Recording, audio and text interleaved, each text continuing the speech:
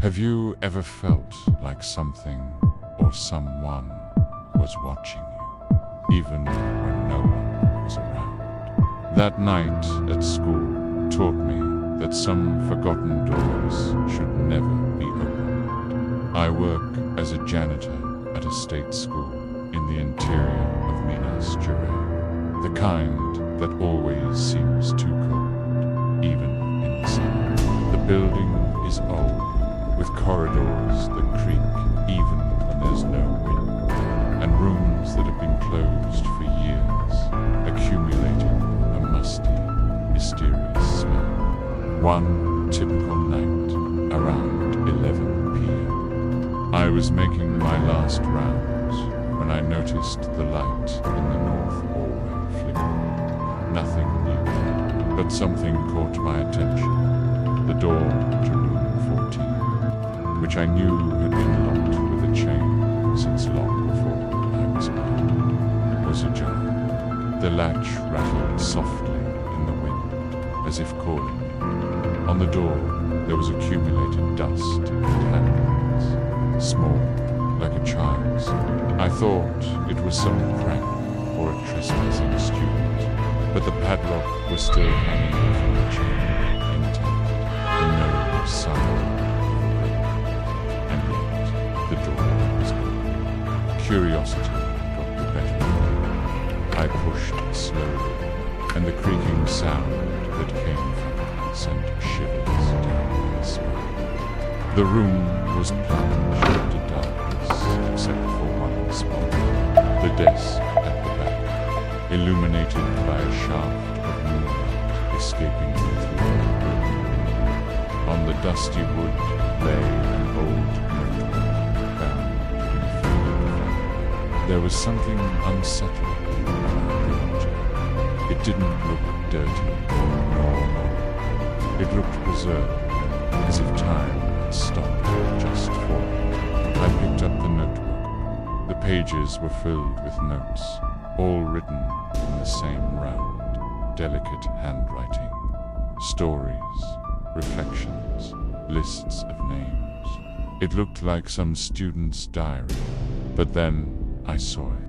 Every 3 or 4 pages, there were sentences completely crossed out with a red pen. Unlike the other notes, these sentences seemed aggressive, as if someone had desperately tried to erase them. The strange thing was that the more I read, the more I felt chills. I started to sweat, even with the cold inside. That's when I reached a page that made me freeze. Tonight, the cleaning man will find this notebook. He won't be able to resist opening it. He'll read until page 47, striped in red, almost illegible, but still decipherable. I looked at the side of the page, page 47. I took a step back. My stomach churned. It couldn't be a coincidence, but my rational mind tried to convince me. Someone wrote this later, just to scare me. But the paper was evenly yellowed, with no signs of erasure, pasting, or recent ink. I turned the page.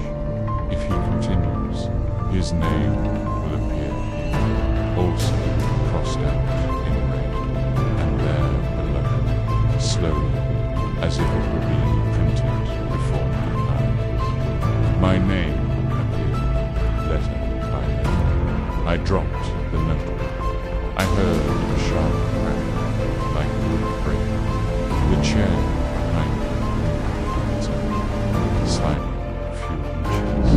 The air became thin, almost impossible to breathe. My eyes burned as if smoke had entered, but there was no fire, just so heavy it felt like smoke. I ran from the room. I locked the door with the chain, but the sound of the notebook falling to the floor chased me down. I didn't go back to check. The next night, I decided to tell the principal. He looked at me with a mixture of pity and weariness. He said that room 14 had been sealed 17 years ago, after a student named Marina disappeared. All that was left of it was a notebook and meaningless notes written on the board. I resigned that day. But I didn't accept the settlement, nor did I go back to get anything. I spent weeks trying to forget. But there's one thing I can't erase from my memory.